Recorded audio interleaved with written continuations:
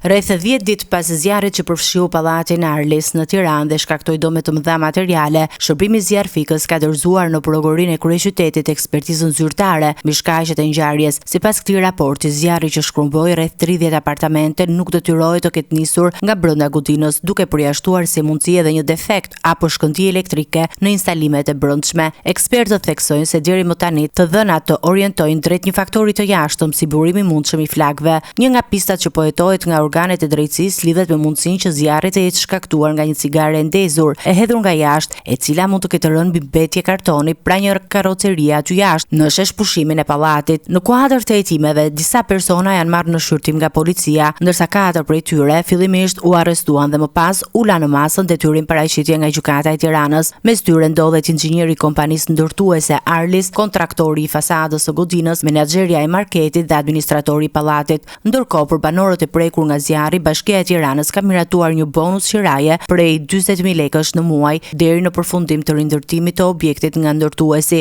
Hetimet kanë vijuar dhe me marrjen në pyetje të disa të miturve, të cilët janë parë nga kamerat e sigurisë pranë vendngjarjes, pak para shpërthimit të flakëve, në prani të prindërve dhe psikologëve. Ata kanë mohuar të kenë ndezur apo hedhur ndonjë objekt të ndezur, duke deklaruar se ndodheshin thjesht duke luajtur në zonë. Sipas autoriteteve, nga pamjet filmike nuk rezultojnë që të miturit të shihen duke ndezur kartonin, ndërsa hetimet për përcaktimin përfundimtar të shkakut të zjarrit vijojnë ende.